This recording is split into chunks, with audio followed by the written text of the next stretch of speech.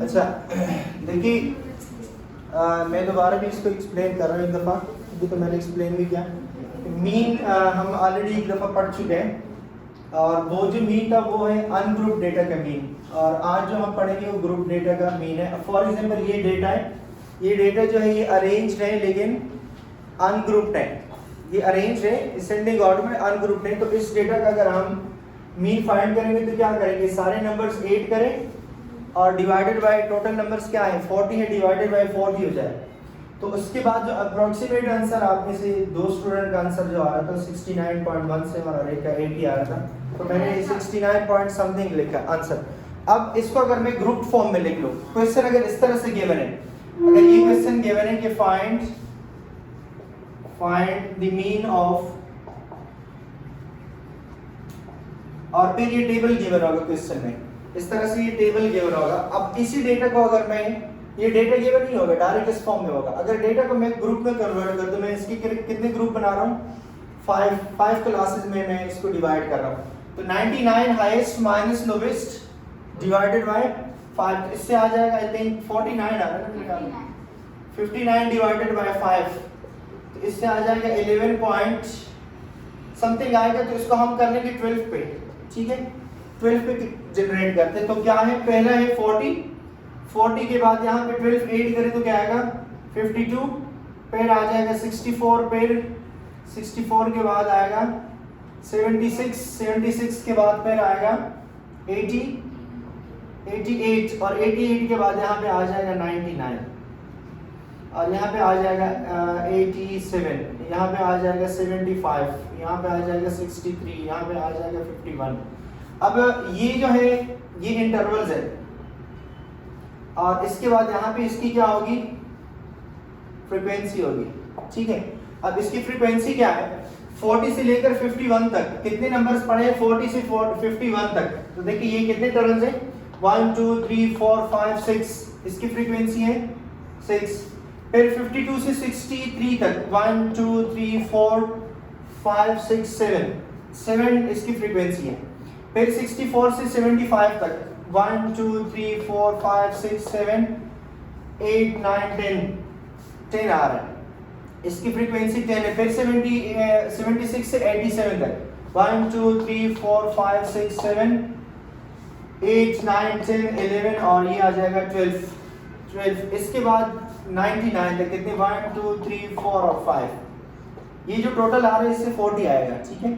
अच्छा क्वेश्चन इस फॉर्म में गिवन होगा, ये जो थ्योरी है ये कुछ भी गिवन नहीं होगा, इसको आपका क्वेश्चन इस तरह से होगा। देखिए मैं इसको रिमूव कर रहा हूँ, आपका जो क्वेश्चन होगा वो इस तरह से गिवन होगा।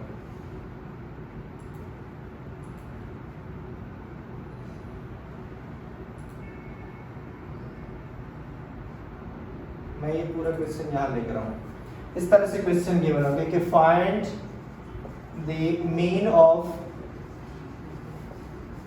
और मीन ऑफ के बाद जो है ये डेटा गिवन होगा। बैकग्राउंड पे जो डेटा है वो कुछ भी गिवन नहीं होगा, इस तरह से टेबल होगा, यहाँ पे इंटरवल होगा, इंटरवल्स, यहाँ पे होगा फ्रीक्वेंसी। अब इसकी इंटरवल्स क्या है, 40 से लेकर 51 तक, फिर 52 से लेकर 63 तक, फिर 64 से लेकर 75 तक, फिर 76 से लेकर 87 तक, और लास्ट में जो है वो है 88 से लेकर 99 तक। और ये है 6, ये है 7, ये 10 है, ये 12 है और ये है 5। इस तरह से गिवन होगा, ये क्वेश्चन होगा। अब दिस इज योर क्वेश्चन, और ऊपर गिवन होगा कि find the mean of the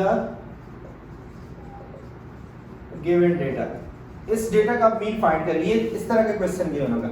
अब देखिए उसमें और इसमें फर्क है, उसमें पूरा टर्म्स गिवन थे, जितने भी टर्म्स थे सब गिवन थे, हमने 8 किया डिवाइडेड बाय 2 का। अब इस केस में क्या करेंगे, इसको आप 8 नहीं कर सकते डिवाइडेड बाय 2, आपने क्या करना है इसमें, आप इसके पहले मिड पॉइंट फाइंड करें। यहाँ पे एक टेबल पे क्या फाइंड करें, इसके एक पॉइंट आप अपनी तरफ से खुद बनाएं। अगर क्वेश्चन में मिड पॉइंट गिवन है तो ठीक है, नहीं तो आप खुद बनाएं।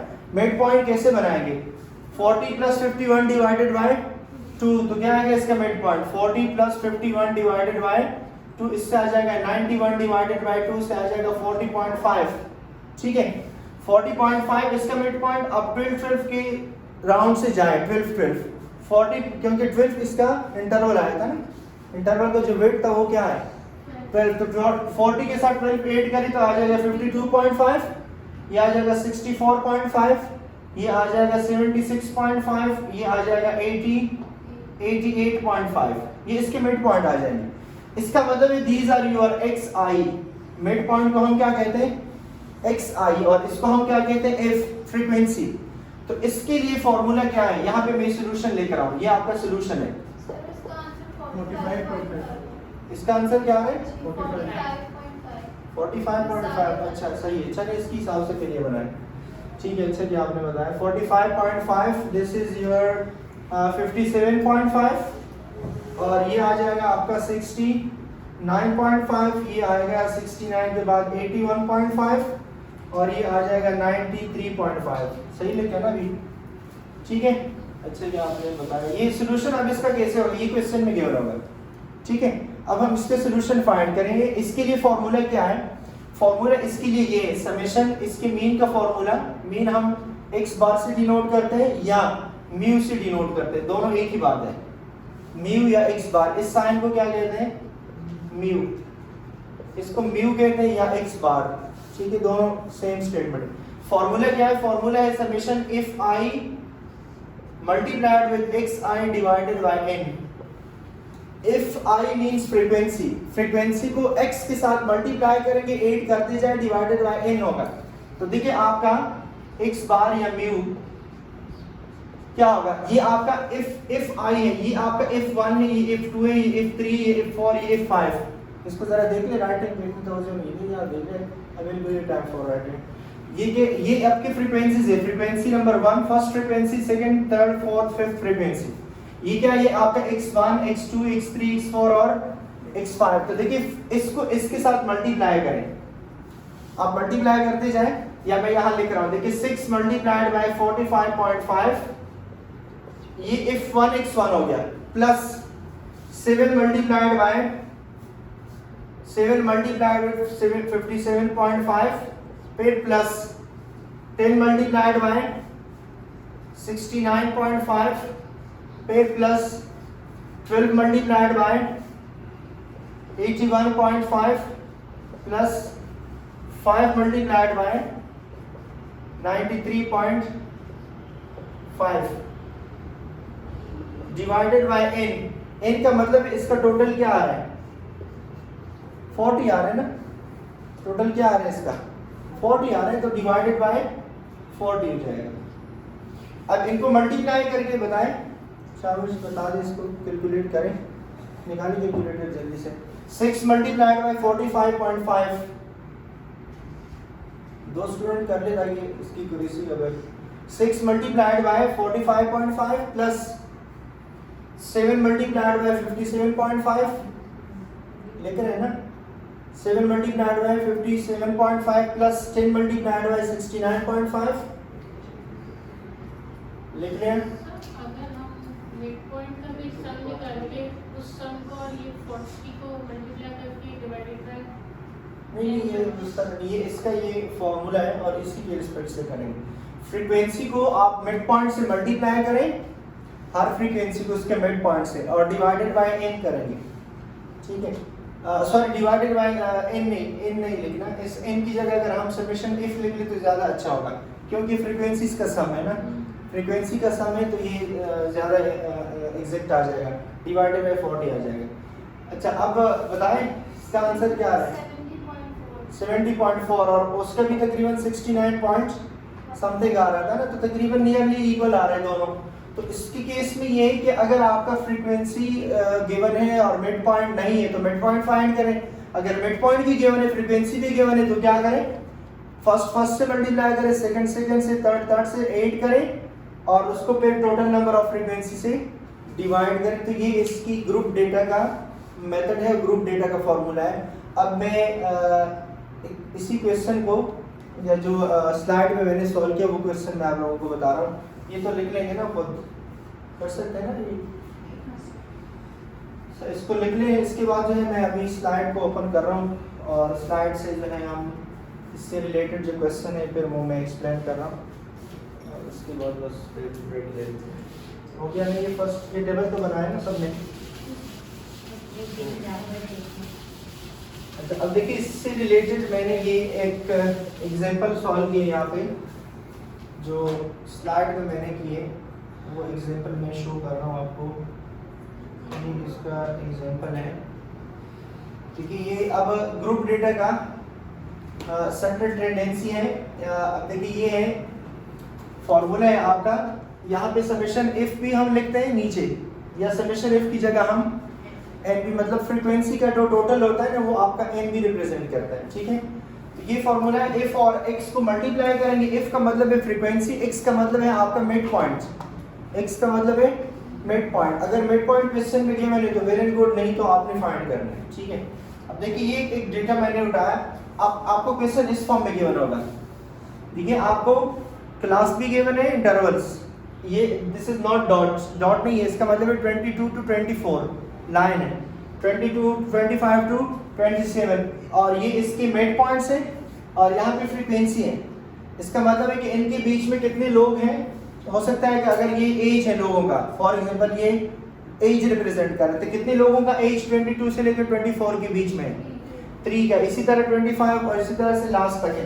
तो ये जनरल मैंने बताया। आप बताइए ये distribution of waiting for aircraft है।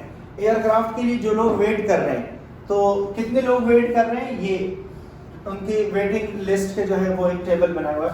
अब इसका हम कैसे फाइंड करेंगे? देखें, टोटल फ्रीक्वेंसी को और multiplied by mid point. Mid point भी ऑलरेडी गिवन है, इसको इससे मल्टीप्लाई करें, सेकंड को सेकंड से, थर्ड को थर्ड से, सबको ऐड करें, डिवाइडेड बाय, फिर क्या करेंगे, डिवाइडेड बाय n या समेशन f होगा। अब देखिए यहाँ पे मैं मल्टीप्लाई कर रहा हूँ। इन दोनों को जब मल्टीप्लाई करेंगे तो क्या आएगा, 69। ठीक है, इन दोनों को मल्टीप्लाई करें तो देखिए ये सब आ जाएंगे। ठीक है, मैंने मल्टीप्लाई किया, मल्टीप्लाई के बाद if i x i आएगा, ये f है और ये x है, तो f x से आएगा 69। इनको मल्टीप्लाई करें, इनको मल्टीप्लाई करें, अब इन सबको ऐड करें। जब ऐड करेंगे तो क्या आएगा, 1738, और यहाँ पे टोटल फ्रीक्वेंसी का ऐड क्या है, 50। तो इसको डिवाइडेड बाय 50 कर दें। जब डिवाइड बाय 50 करेंगे तो आंसर क्या आएगा, 34.5। तो इस तरह से आप फाइंड कर सकते हैं और ये आपका आंसर आ जाएगा। ठीक है, तो ये ग्रुप डेटा का मेथड है। अब ये फ्रीक्वेंसी है, अब इसका कोई मिड पॉइंट गिवन नहीं है, तो मिड पॉइंट पहले आप लोग फाइंड करें। सबसे पहले मिड पॉइंट देखिए, मिड पॉइंट क्वेश्चन में नहीं है, मिड पॉइंट फिर मैंने फाइंड किया, तो मिड पॉइंट फाइंड करें। मिड पॉइंट को फाइंड करेंगे, इसके मिड पॉइंट्स आ जाएंगे। अब इन दोनों को मल्टीप्लाई करते जाए, यहाँ लिखते जाए, मल्टीप्लाई करके यहाँ लिखे, फिर इन सबको ऐड करें और इनको ऐड करें, फ्रीक्वेंसी को, इसके टोटल को इसके टोटल से डिवाइड कर दें। ठीक है, जब डिवाइड करेंगे इसका मतलब है लास्ट ये टर्म इससे डिवाइड करें।